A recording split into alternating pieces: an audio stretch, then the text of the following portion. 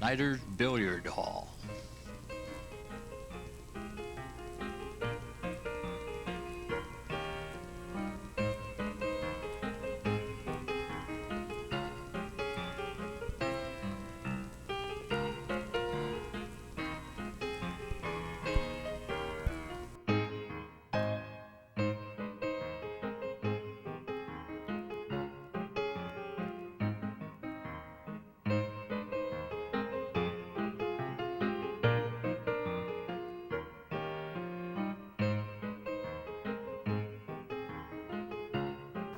Lodges and industries were quick to organize bowling leagues to provide recreation for large numbers of members and employees. There were 3 bowling alleys in Barberton in 1903. The Moose National Bowling Championship was won by Barberton Moose Lodge 759 in 1940. Team members were Ira Reese, Mike Stewart, George Wygand, Chuck Gross, and Peter Peterson.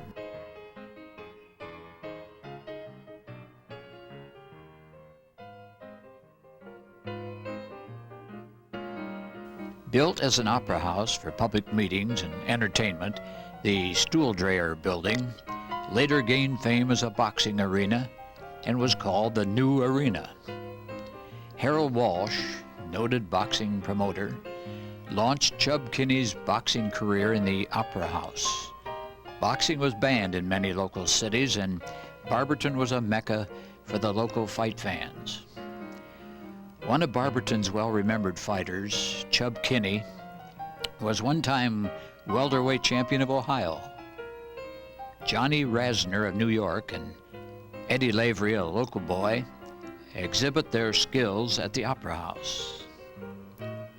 Manager Walsh, with popular boxer Harry Crone, who was known as the Akron Thunderbolt. Publicity was an important part of the game. This poster belongs to James Walsh, son of Harold Walsh. Walsh's boxers included Artie Root, Harry Crone, Tony Ross, and Norman Jeanette. Norman Lewis Jeanette was a prizefighter in the early 1920s and earned the nickname Iron Man by fighting 3 bouts in 4 days. He ended his 13-year boxing career in 1931 after touring the United States, England, and Africa. The highlight of his career was in 1925 when the scrappy 155-pounder fought a 4-round exhibition with heavyweight champion Jack Dempsey. Jeanette worked for the Parks Department. His lifelong hobby was raising flowers, roses in particular. Inside the Opera House, the overloaded balcony doesn't seem to worry the excited spectators. The present-day First National Bank building now stands on the site of the Opera House. Jabberin' Joe Basco was a well-known fighter and manager. His boxers fought in Africa and many other foreign countries.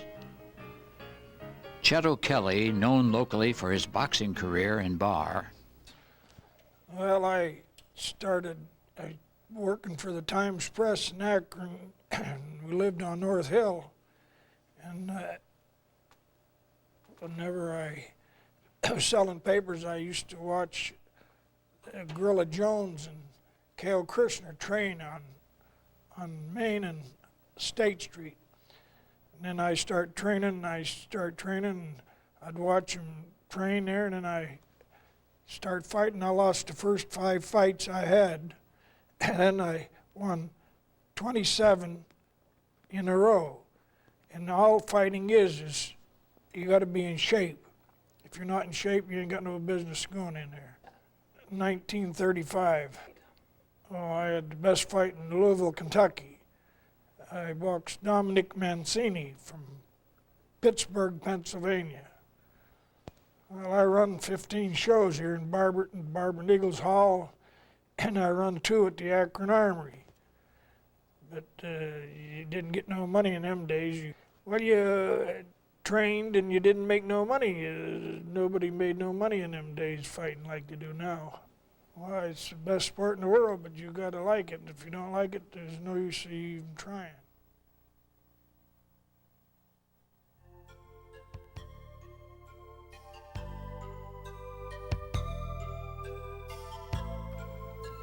Baseball was one of our earliest kinds of recreation.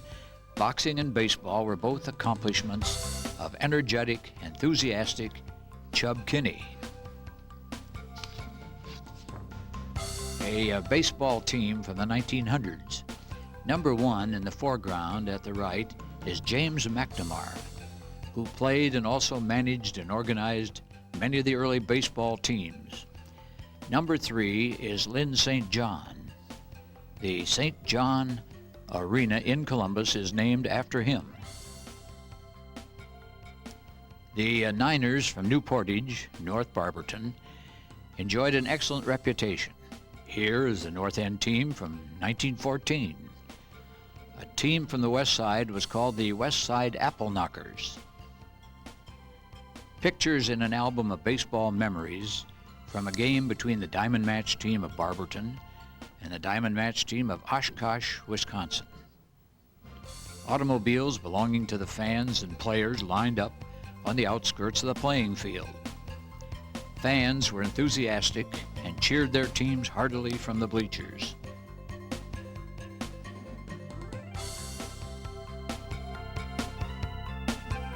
The two Diamond Match teams enjoyed a great rivalry.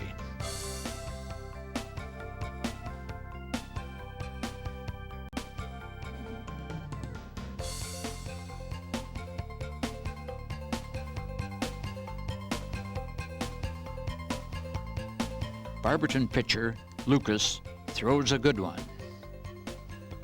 The sun doesn't stop these lovely ladies from admiring their heroes on the field. Moore takes a good spirited swing for the Barberton team. Barberton doesn't lack for pitchers. Makowicz goes into action. Never still, when he isn't playing or coaching, Kinney is the team's most enthusiastic cheerleader. Out at third, tough luck for Leo Kinney. A Barberton player rounds the bases while his opponent waits for the ball that never comes. Some musical fans rooting and tooting for victory, cheering the boys and ready to celebrate. Cy Sickler sponsored teams like the United Cigars and Strongholds. Sickler was a quarterback for the University of Akron in 1916 and sports columnist for the Akron Beacon Journal from 1918 through 1924. Often the same players played for the United Cigars and Strongholds. In 1919, the Strongholds won the city championship. Mike Stewart pitched for Barberton High School, and both the Strongholds and the United Cigars. There were many business leagues in the late 20s and early 30s. Farber's Men's Store. The team sponsored by Hart Jewelry. Naturally, they were wearing shirts decorated with hearts. Industrial teams were serious contenders. Sarbling Latex had a team in the 30s. By the way, won the championship in 1935. You might recognize Bob Carson, the narrator of this film. The B&W had many good teams. One of their chief opponents was the B&W team of Bayonne, New Jersey. Town founder Ohio C. Barber was quite a sports enthusiast, attending boxing matches at the Opera House and early professional football games in Canton. In 1905, he purchased uniforms for the VHS baseball team at a cost of $35, a sizable amount of money in 1905. When Bob Addis signed a contract with the Boston Braves, he became the first VHS graduate to play Major League Baseball. Catcher Hal Narragon was the next VHS player to make it to the major leagues. Hal with some young fans. I came to Barberton from Zanesville, Ohio in about 1942. I went to Lincoln School where I played basketball for Coach Stottsbury. Then I went on to Byron High School. I played basketball and baseball. I always thought in Barberton we had outstanding people to play for. Carl Harder, who I played basketball for and became our athletic director. Mr. Leroy Raver, who was our basketball coach and also athletic director. During our basketball days here, we won the regionals in 1947, so we were in the final Sweet 16. And then I played baseball for Coach Red Maurer, who was an outstanding coach later on at Wittenberg College. And I also played for Mr. Lester Scar. In our senior year, we went to the Final Four of the baseball state tournament in Columbus, Ohio. We had some outstanding people. One of the gentlemen that played on our team was Bo Schimbeckler, who later became coach at the University of Michigan. And then in July of 1947, I signed with the Cleveland Indians as a catcher. I played minor league ball, and I came up to Cleveland after 2 years in the Marine Corps. I came to Cleveland in 1954. I played with the Cleveland Indians in '54. We won 111 games, which is a record, still stands. I played with Cleveland through most of '59, part of '59 where I was traded. I was traded to the Washington Senators. In 1961, I believe, the Washington Senators moved to St. Paul, Minneapolis area, became the Minnesota Twins. I played with the Twins through '62. I became a coach for the Twins in 1963 through '66, and in 1965 we won the pennant. In 1965 we played the Los Angeles Dodgers in the World Series. In '67 I moved on to the Detroit Tigers as a coach, and in 1968 we won the pennant in the World Series in 1968. That was the last year before they had the playoffs, so we feel that that was the last really true world champions of baseball in 1968. During the course of our career, I think what I remember the most is the people that you associate with. You always miss the game, but you miss the people most of all. And I associated with some just super people. With the Indians, we had people like Dale Mitchell, and of course we had Bob Lemon and Early Wynn and Mike Garcia and Bob Feller. Just outstanding names, Hall of Fame names. Then in Minnesota, of course, we had the Harmon Killebrews and Bob Allison, the Tony Olivas and the Jim Cotts and Camilo Pascual. Moved on to Detroit, where we had Denny McLean, who won 31 games in 1968. Also we had Al Kaline, Norm Cash, great baseball names, Hall of Fame names, Bill Freehan, and they were all outstanding people.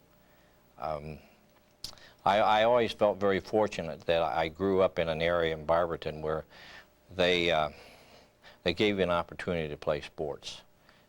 We have a good sports program now, and we had a good sports program when I was in high school. Any time of the day during the summertime, you could go down to the stadium. There was always a baseball game. There was always something you could do. We weren't over-organized, but we always had Coach Maurer or Coach Raber, or Coach Harder, or Coach Scar there to provide equipment. And we always had a great time. And we had just some outstanding athletes. I'm sure you've heard of names of Schimbeckler and Izo, and we had Jeep Davis and Bob Tonoff and Bob Capish, Dick Sickler, and names that I'd like to have a list, because we just had some outstanding people that not only played baseball here, but basketball and football. Just people that not only went to Barberton High School and played athletics, but they went on in life to be very successful. So I always felt that I was very, very lucky to grow up in an area like Barberton. I think it's a great place to raise kids, and our sports program is and has been just outstanding for years and years. Les Scar with his regional champs in 1947. Hal Narragon is in the center of the middle row. Les Scar was the head baseball coach from 1947 until his retirement in 1965. His teams won 253, lost 167, and tied 4. An important part of Barberton baseball is our Little League program. Opening day pageantry for the American Little League in 1980. Our future baseball heroes, Barberton American All-Stars, celebrate after overwhelming Boardman 17-4. Barberton All-Stars won the state championship in 1986. They claimed the Ohio title by defeating the Dover All-Stars 7-2.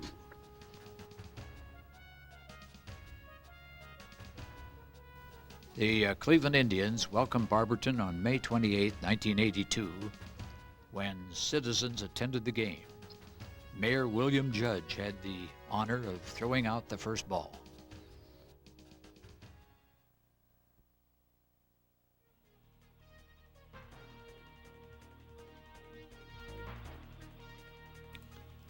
As the baseball season ended in Barberton, the tough guys took over the sports scene. These warriors remain nameless. The referee was always in charge, as shown in this 1951 football program. Before the stadium was built, games were played at various fields around town. The action here is at Stuver Field.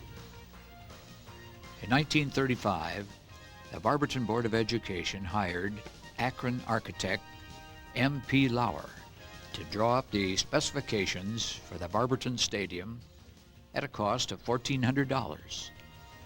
Dr. Finnefrock, president of the Board of Education, was a strong supporter of the project. The stadium today, home of the Magics. This 1908 team did not enjoy the fine playing fields of today. Equipment like helmets and shoes were often shared by team members. The Tigers from 1908 advertised in Ohio newspapers for opponents. The tough Ohio champions averaged 145 pounds in weight. Charles Blinn was a star with the professional team, the Dayton Shamrocks, and played with Barberton teams. Speedy Blinn played with the Columbias as well as the Akron All-Stars, and later sponsored a team of his own. Joe Presto has always been involved in Barberton sports as a player, referee, and a sponsor. Joe's Sporting Goods store was a popular place to hang out and talk sports when he owned the business. I refereed for 31 years, high schools and colleges. I was a commissioner for the Little Leagues nationally as interpreter. Commissioner of town here, started many leagues in town. I was a commissioner for the YMCA for 31 years in all sports. I was in charge of all their, complaints or people put in protests for 31 years. I helped organize the Barberton Area Baseball Federation. It lasted 7 years. We had 8 teams in it, and we had good teams in it. In regards to Barberton, I can tell you a few stories that are a little bit comical. Around 1919, Barberton played Medina in a football game, and the score at the half was 21-0 in favor of Barberton. And Barberton, somebody squealed on them. They had thumbtacks on their index finger, the thumb, and the little finger. And just by chance, I saw that football here about 9 years ago. Martin Music had it, and it was just ripped apart.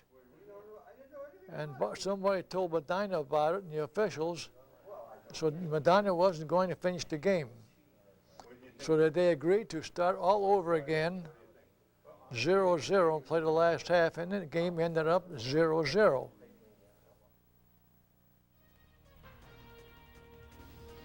On the right, Cliff Romig, son of a well-known Barberton family, was dubbed Farmer Romig by his teammates and was known as the most aggressive lineman to ever play for BHS. Cliff played on the well-remembered Thumbtack team. The Centrals. Barberton High School was originally called Central High School. Norm Jeanette is in the first row at the extreme right. Unfortunately, most of the old sports pictures do not include the name of the players. The 1920 football team. Superintendent UL Light is in the back row on the left. His son, Red Light, is second from the right in the back row. Red Light models the team uniform. It was brown and white. This 1912 team is distinguished for scoring 57 points against a Massillon team that scored nothing.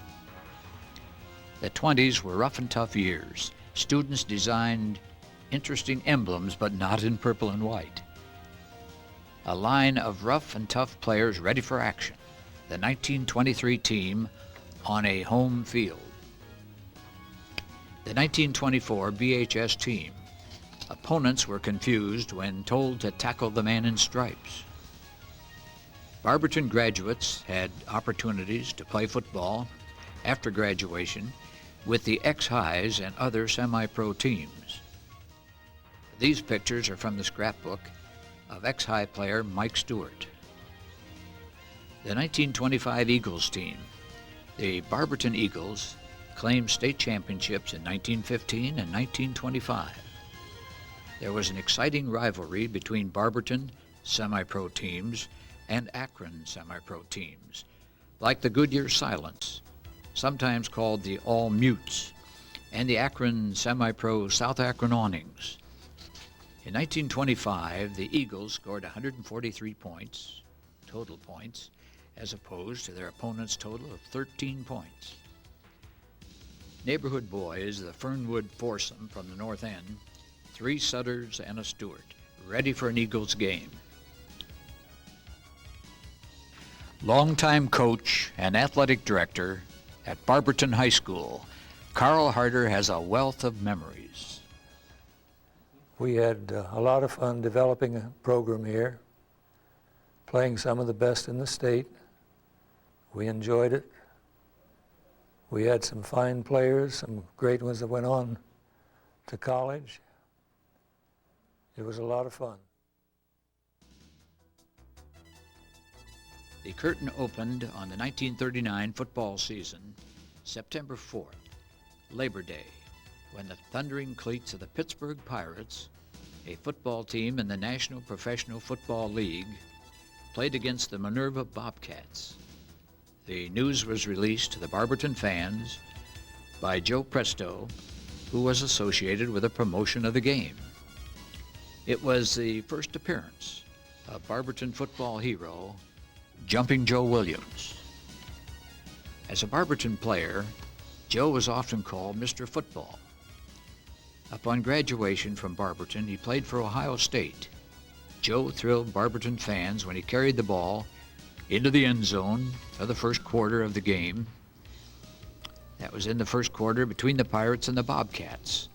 The Pirates defeated the Bobcats 12-6 before 3,500 sports fans at the Barberton Stadium. Joe Williams, between 2 Air Force generals, when he played with Marchfield in California. He also played with the Hollywood Bears while on the West Coast. An interesting artistic football program cover from the 1939 season showing the new colors of purple and white. Cassius Sisler, team captain, on a cover from a 1940 football program. Cassius was the top scorer in 1939 with a total of 3 touchdowns. Bantam football was popular in the 40s. This is an ad from the 1943 Beacon Journal. Leroy Raber talks about the 1946-47 football season. The 1946 football team lost 1 game, and I think was better than the 1947 football team. 47 team was declared the state champs in football.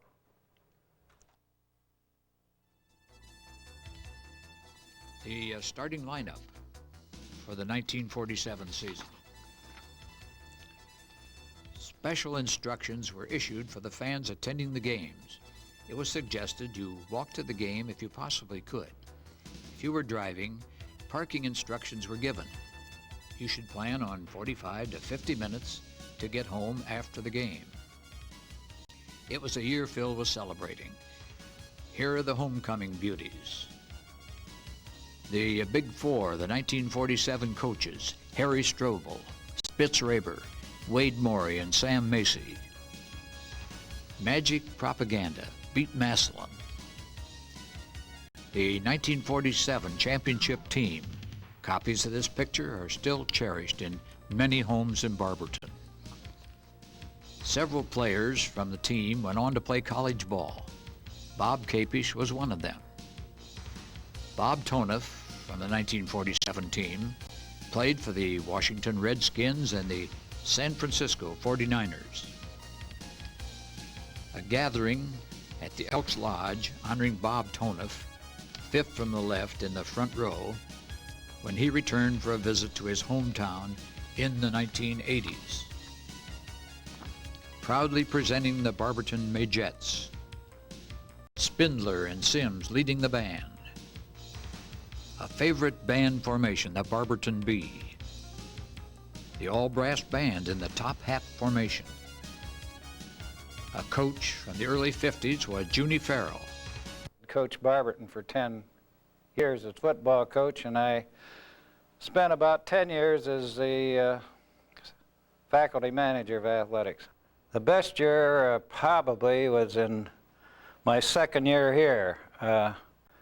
We had won 8 and lost 1, and the one we lost to was the state champion Massillon, and that year we had scored 299 points in 9 games, and that is the Barberton scoring record for all years.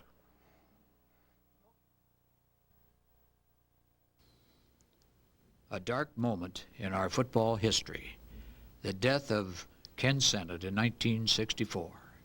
An outstanding quarterback who never lost a game was stricken in the classroom during the football season that year, 1964.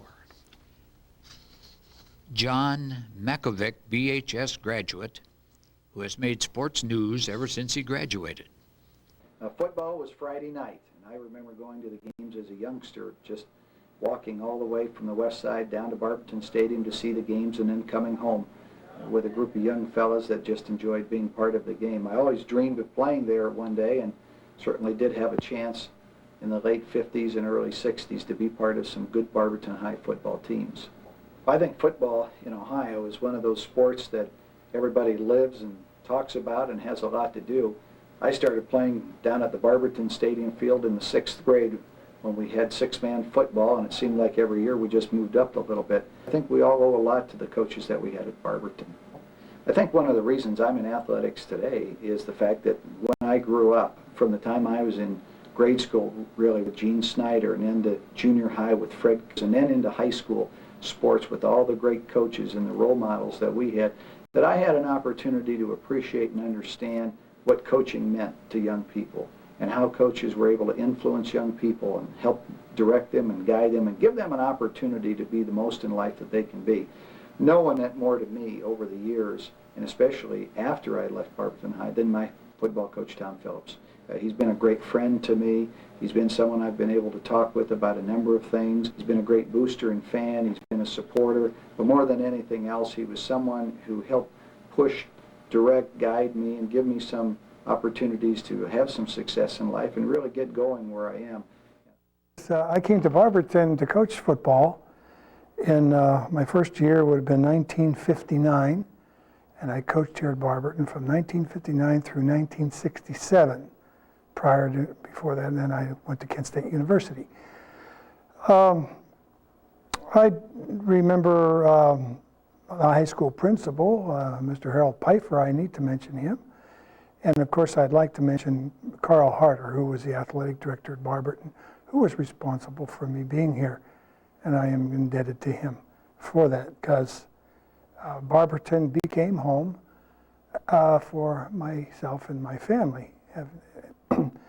I had some outstanding ball players. John Makovic, the head coach at Illinois, would be one of them at quarterback in 1959. Jerry Onasek, things that I can remember, kids that I can remember, perhaps, if that's what they want. I think that the thing I enjoy most about it are the memories of still being able to talk to some of those youngsters that they still call, they still write. And of course, they're all in all professions now, and they've had educations because of their football here at Barberton and their skill, and I've gone on and it helped them get the education, which was very important to me. You can find Barberton players everywhere. George Izzo, Notre Dame quarterback, was selected to the All-American team in 1959.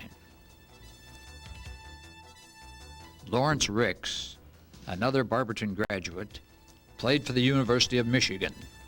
He then played for the Dallas Cowboys, and in 1983, he was traded to the Kansas City Chiefs. A picture from the 1968 football program shows the 1947 team with the caption, "Let's do it again." Glenn Bo Schembechler lettered in baseball and football while at BHS. He attended Miami University in Ohio, coached at Ohio State University under Woody Hayes, and then returned to Miami, where he was the head coach from 1963 to 1968. Schembechler was named National Coach of the Year in 1969. He then coached at the University of Michigan until his retirement in 1989. He was the winningest active football coach in NCAA Division I with 234 victories when he retired.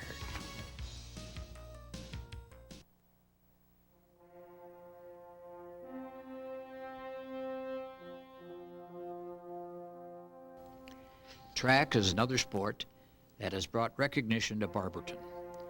The Ohio Insulator track team from 1922 were their trophies. In 1938, the Catholic Sokals of Northeast Ohio met here for their annual track and field meet. 5,000 spectators watched the events conducted at the BHS Stadium. In 1922, Barberton had a track team but no track. Barberton teams ran their track events around Lake Anna. Field events were held in the ballpark, half a mile away. Leroy Raber remembers when Jeep Davis came to town. I remember him coming to my house, wanted to know if we wanted him to play football for us. His father and mother had just died and buried in Weirton, West Virginia. He was coming here to stay with his brother. He was around here, dislocated his shoulder, had to give up basketball. He won the state track meet with a shoulder harness on.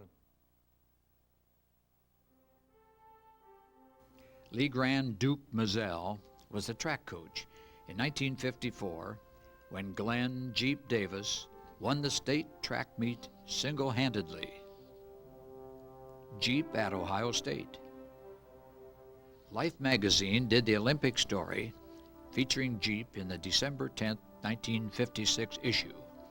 Davis, in the center of the picture, set a new Olympic record of 50.1 seconds in the 400-meter hurdles.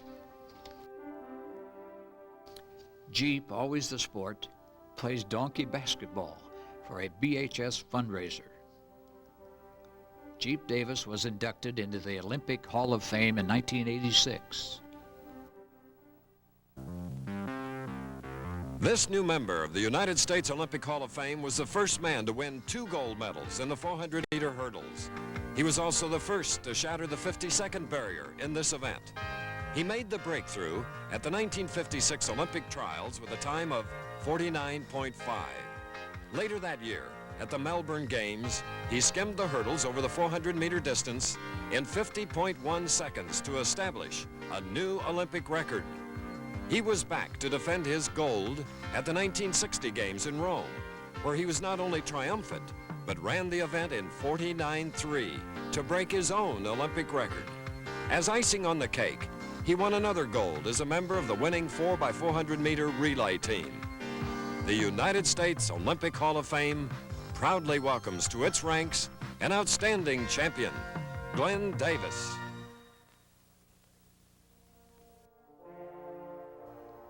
Coached by Jeep Davis, Bron Simpson capped a brilliant career at Barberton by sprinting to his first state title, scoring 20 points single-handedly to place the Magic's fourth in the team standings. The greatest thrill was when Simpson won the 400-meter title.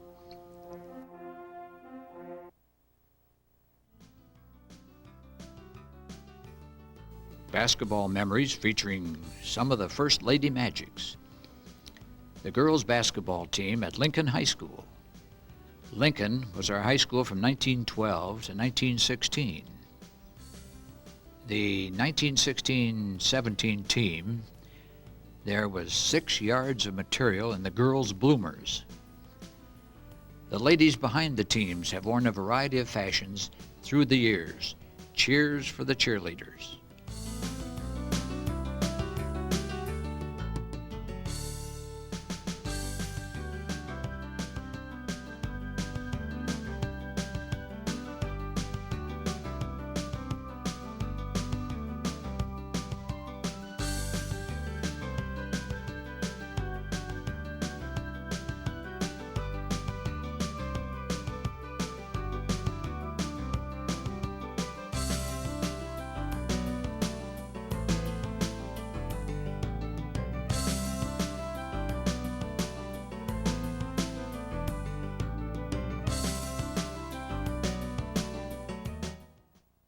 An early basketball team, the Elms, was an independent league.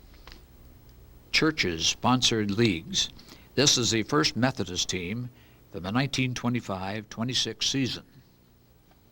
Barney Carbaugh was noted for his haircuts and his ball teams.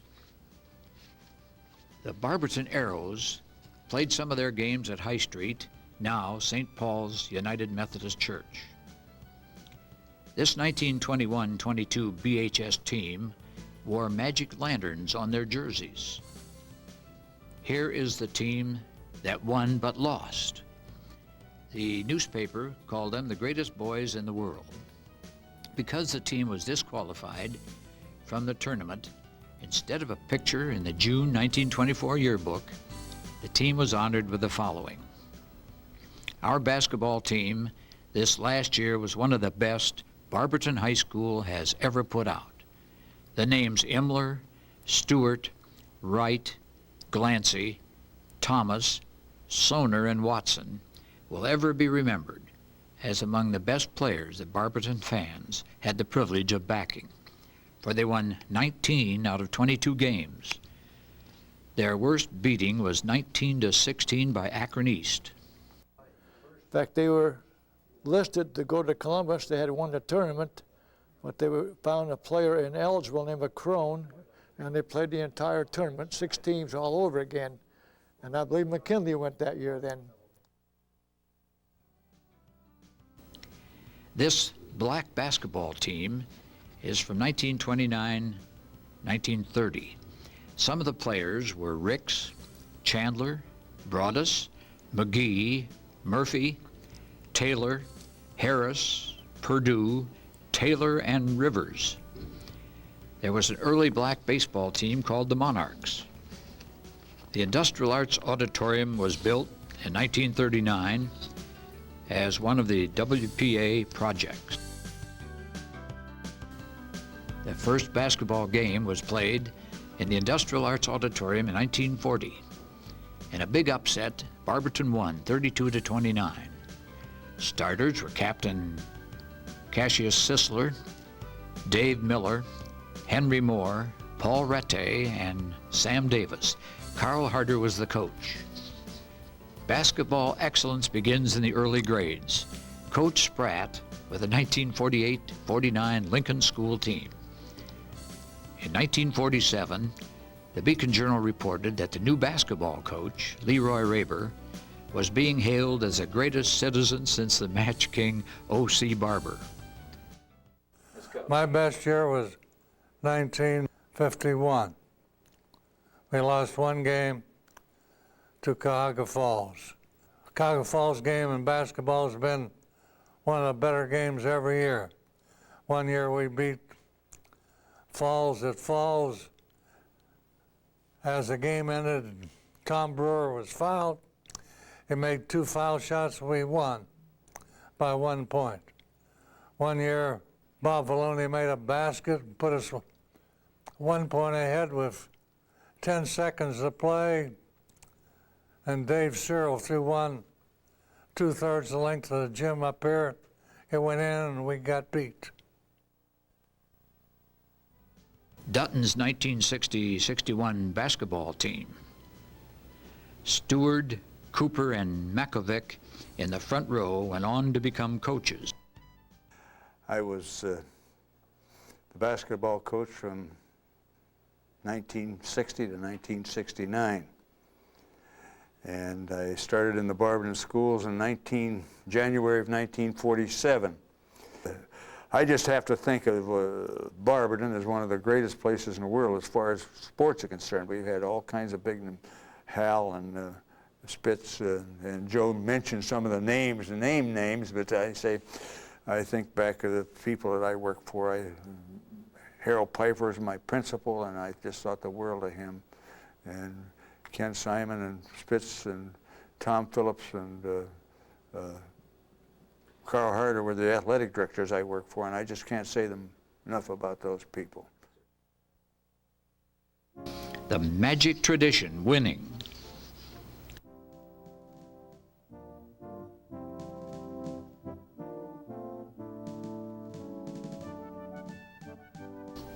Jack Reynolds was named the head basketball coach in 1969. He received many honors while coaching in Barberton and led the 1976 team to a state championship. We just were pulling out games left and right that whole year. But without a doubt, the game I will always remember is the Ken-McKinley game my junior year, the one that we beat them to go to the state finals. I remember the game before was Cleveland East Tech. And I went out there, I had 3 points, fouled out of the game. I was in a shooting slump, and I just couldn't get things together. And I remember after we beat East Tech, we went into practice, and I still was in a shooting slump, and I shot the ball in the corner, hit the side of the backboard, and that pretty well exemplified my shooting slump. And Jack just reamed me. He was all over me. He was yelling, screaming. And Jack didn't yell at Mark and I too often, but he was pretty smart as knowing when, and it must have worked because I went out and the next game, McKinley had 23 points, and I only remember hit a key 3-point play with about 50 seconds to go to put us up 6, and send us to Columbus. And we were down 10 at halftime.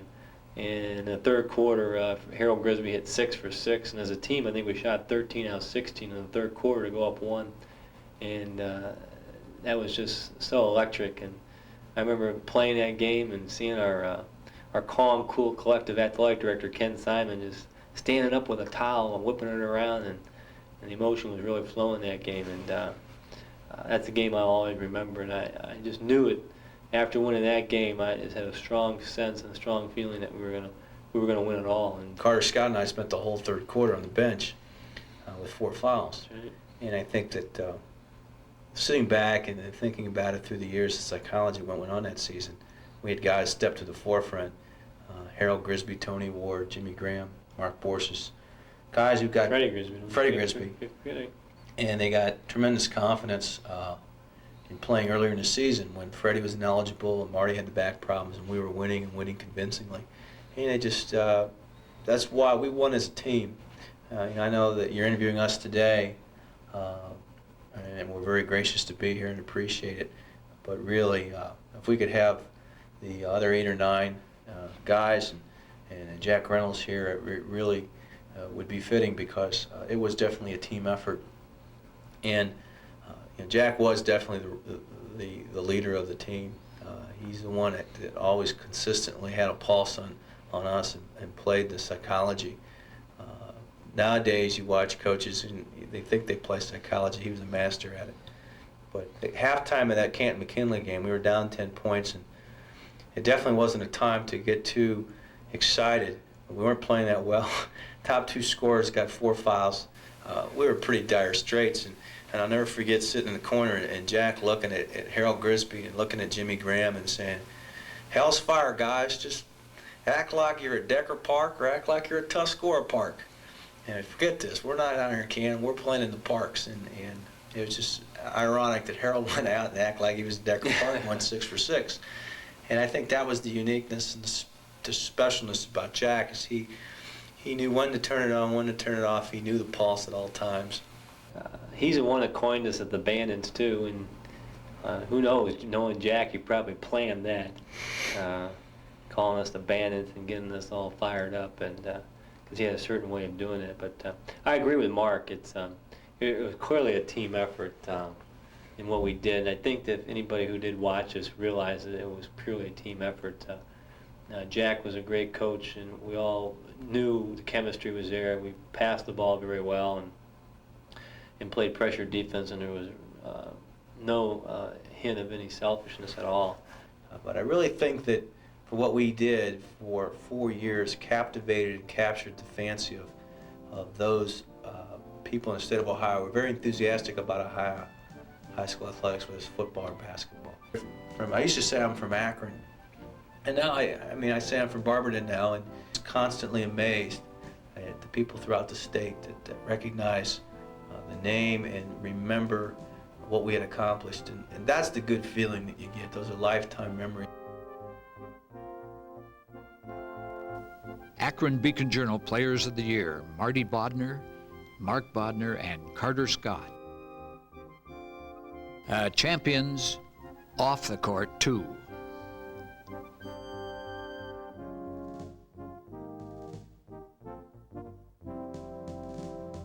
Basketball and football are part of the city's pride. The 1987 Akron District champion Barberton Magics celebrating their win. Richard Sims, one of the top VHS players, attended the University of Wisconsin. Alvin Robertson was a member of the U.S. Olympic gold medal winning basketball team in 1984. Our 1991 team won the district championship and took second place in the regionals. They provided some fantastic entertainment for the Barberton centennial year. Through the years, the Barberton teams have been supported by enthusiastic booster clubs. In 1979, the Barberton Sports Hall of Fame was founded. Chuck Ebner was one of the founders. In 1959, when Tom Phillips came here, I joined the Barberton Booster Club, and I served as their president for 4 years. And I got involved in all kinds of high school sport. At present, I am the president of the Barberton Sports Hall of Fame, and I was one of the founders, and also past president of the Summit County Hall of Fame, and president of the Fellowship of Christian Athletes, and lifetime member in the Barberton Booster Club.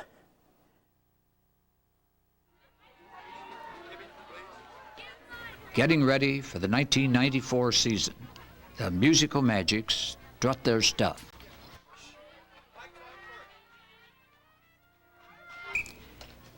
$2 bits, 4 bits, 6 bits $1, all for Barberton Stand Up and Holler.